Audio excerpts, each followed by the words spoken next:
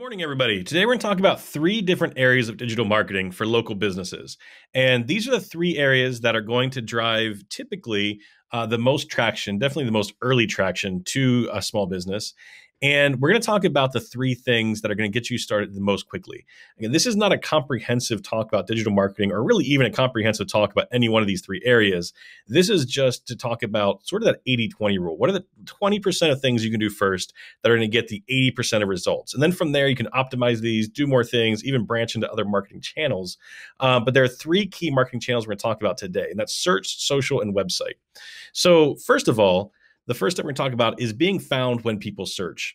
Now, there are a lot of marketing studies about this. In longer classes, we tend to reference one from Marketing Badger that shows that typically for a local business, anywhere from like 70 to 80% of website traffic is going to come from search engines, which makes sense. I mean, people talk about it being the new yellow pages for those of us that remember the yellow pages. But it's essentially when someone's looking for a business, they want to hire a plumber, a painter, a contractor. The first thing they're often going to do is go to Google and look for that service. So not only does the majority of traffic come from there, but often the majority of conversions or sales comes from Google because the people landing on your website from Google or another search engine are specifically looking to hire someone that does what you offer. So three quick tips for Google. First of all, claim your Google My Business profile and fill it out completely.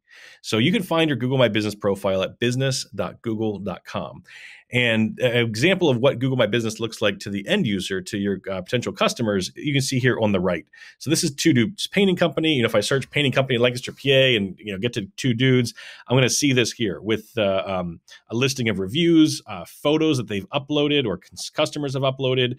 I'm going to see summaries of the things people have said about them in those reviews, and then a lengthy description of what's there. Beyond that, you can see there are a couple cool things right from the Google My Business profile. You can click a button and call the business, or even get directions and things like that. Now, what's really interesting we're seeing with Google My Business, a couple things. First of all, people that study very closely what actually affects the ranking algorithms in Google and things like that are all saying that the things we're seeing here on the right-hand page are one of the most significant ranking factors of whether or not you come up. So if we're talking about painting companies, when someone searches painter Lancaster, PA, the information on your Google My Business profile, including the information you put up there and your customers put up there, is going to be one of the most significant factors in whether or not you come up or your competitor comes up when we search for painting companies in Lancaster, PA. So we'll talk more about that in a little bit here. But the core concept is, like we talked about, Google is the biggest driver of traffic to websites and to businesses in general very often. Secondarily, Google My Business, this thing we're looking here on the right-hand side, is the biggest, one of the biggest indicators for local search. And then the third level is a huge conversion factor. I say this as someone that used to run a web design company. We're seeing more and more people skip the website completely and just land on Google and click the call button, click the directions button, and actually just engage with the business without ever needing to land on the website. That's not to say websites aren't important. We're actually going to talk about websites in a little bit, but it's hugely beneficial. So number one, go to business.google.com, claim your Google My Business profile, and fill it out as completely as possible. The next thing, update your Google My Business profile every week with a new post and or a new image. So the freshness of your Google My Business profile is going to affect your rankings, going to affect your conversion.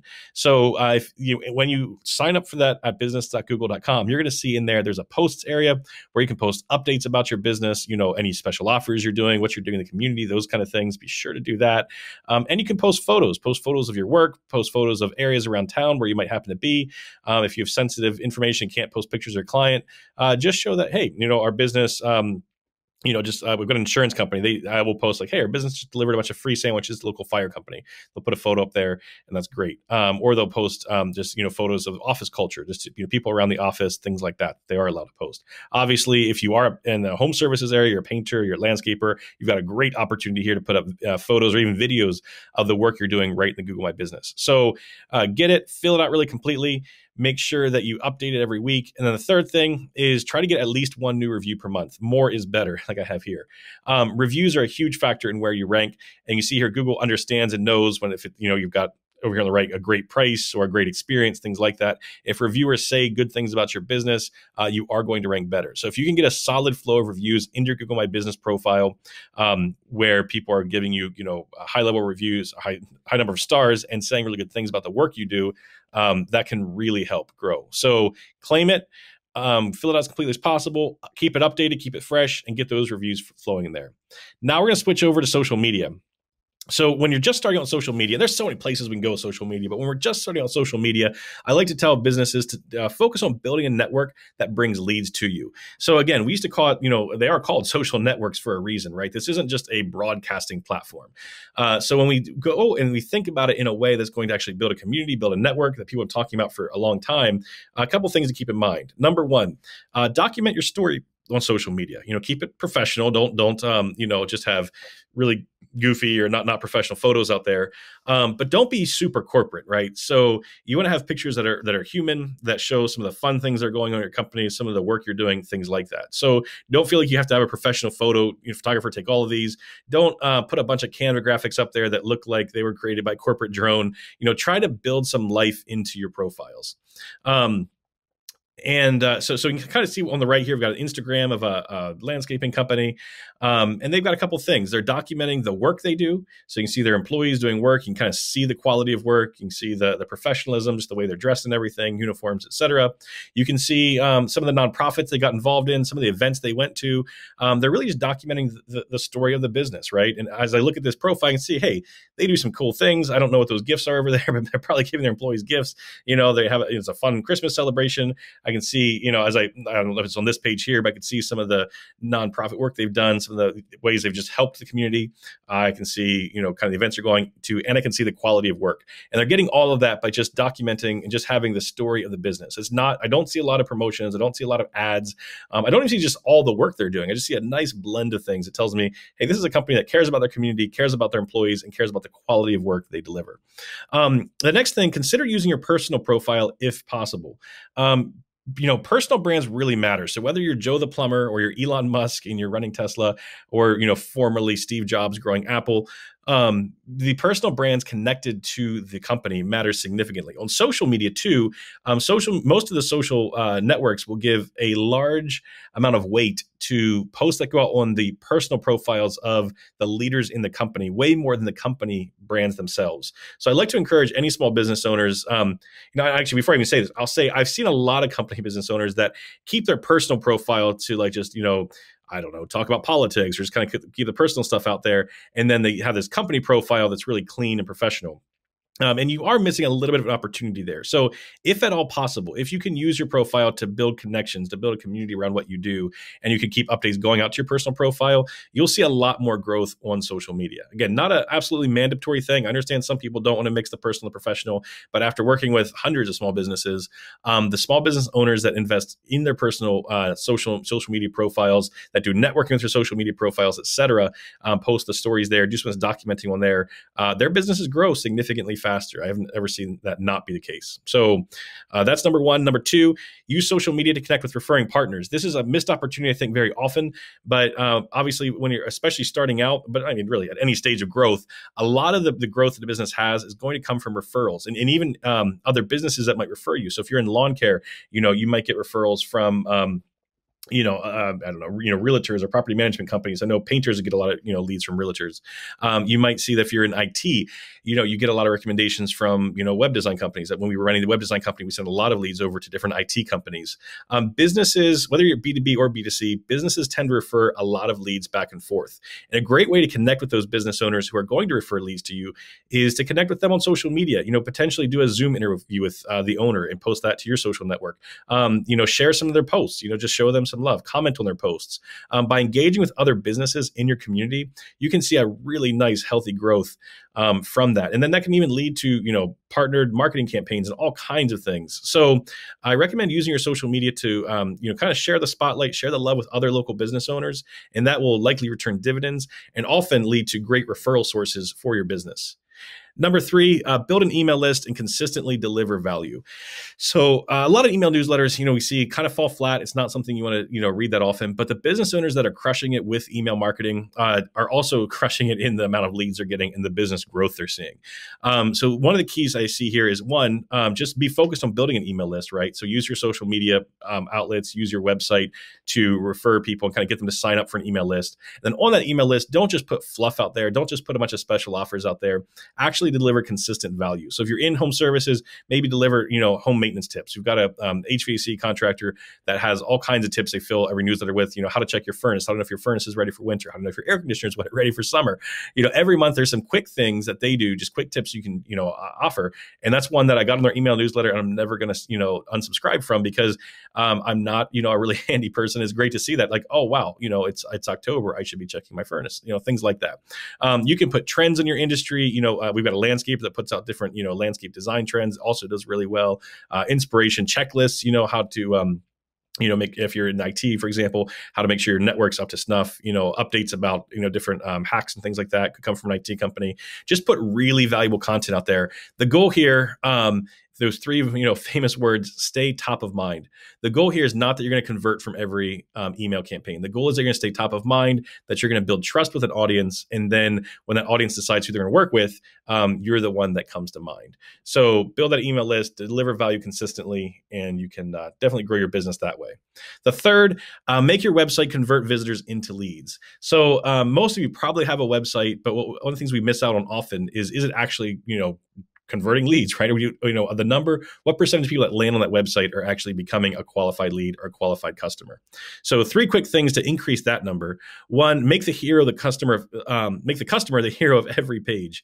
This comes from the Story Brand, definitely a book I recommend reading if you haven't read it yet, Building a Story Brand. And one of the key things here is that really every single page, your services pages, your home page, should tell a story. And it shouldn't be a story about you. It should be a story about your customer primarily, and then how you help that customer, right? So in the book, The Story Brand, the author, Donald Miller, uses the example, if you're in business, if your business were Star Wars, your customer is Luke Skywalker and you are Yoda. Or if this is Lord of the Rings, you are Frodo and, your customer is Frodo and you are Gandalf. You are that supporting character that's going to make your customer have that growth, have that journey. So your lawn care company shouldn't start off with a statement about, how long you've been in business. Your lawn care company should start out with a statement about having a lawn you can be proud of, or no longer stressing about lawn care maintenance. Or if you're an IT company, no longer, need to worry about your network going down, things like that. It should be a story about the customer and then how you help that customer achieve what they want to achieve. So make them the hero, show that you empathize with their pain, so, hey, we've been there, we know the frustrations involved when a network goes down. Or we had a law firm that had a really high converting unemployment comp page. We said, they talked about how we know how stressful it is after you just get laid off or after you just lose your job. We've been through that. We know how to help. So show that you can empathize with where they're at, and show you have a very clear plan on how to fix their problem. Hey, we're going to go out, we're going to diagnose the problem. We're going to, get a treatment plan in place, and then we're going to follow up every month to make sure that you stay on the right track, something like that. This last one, I kind of went quickly, but it's really important. Don't just show that, you're in business and you have services that can help. Show that there's specifically like an easy, 1, 2, 3, or an easy 5-step pathway to get there. When businesses, even if they do a good job of making the customer the hero, when they go from just saying, hey, here's what we offer, versus here are 3 steps that we will use to get you involved, we see a massive uptick in conversions when we make that switch. Number 2, have a page for every service that you provide, and have a page that shows off your team. A lot of businesses miss out on this. They'll just kind of have like a general services page or something like that. It's kind of interesting that more people don't have a service for every specific thing. But if you're in plumbing and HVAC, you should have a plumbing page. You should probably have like a, just a general maintenance page. You should have a heating and cooling page, maybe even more diverse than that. If you're a landscaping company and you offer like lawn care, lawn maintenance, landscape maintenance, hardscaping, you should have one page for each of those things I just listed. This will help you in Google. It'll help you rank better for those things if those are really well-built, well-communicated pages. And it'll just show your audience that you have each of those areas. And then when someone's actually searching for one of those specific things, maybe I don't need a landscaper, but I do need someone that can, help treat my lawn. If I see that lawn care services page, I can read what you do, I'm way more likely to work with you. Second thing here, have a page that shows off your team. Very often the team page is like the second or third most visited page at almost every website we work with. So if you don't have, great photos of the people that they might be working with, photos of your team, the people on your team, or at least if you're just a single owner, photos of you and your story, you're missing a huge opportunity there. So be sure to have a photo that or just a page that humanizes the website, that tells your story, tells the story of your team, shows shows their expertise and has some smiling photos up there. Third, update your website at least monthly with a new blog post, video, or podcast episode. So maybe you're a great writer, maybe you hate to write, but you're comfortable in video, or maybe you hate both of those. You like having conversations. You could really easily start a podcast and just have phone conversations with people in your industry. Whatever it is, just make sure you have some type of really good, really helpful, going back to the email concept, really helpful information that's getting out on your website every month. It talks about the topics that you are an expert in, that talks about the services you provide, things like that. With that kind of flow of content out there, you'll see a really healthy growth. You'll also have a lot of good pieces of content to put on social media, put on your email list, et cetera. And you'll see your search traffic go up. So that kind of ties all three of these concepts together. So again, not comprehensive, but those are three things, and then three general channels and three tactics under each, that if you aren't doing any of these now, if you get to doing all three of those things under this area, you should see a really nice healthy growth in the number of leads that are coming through your website.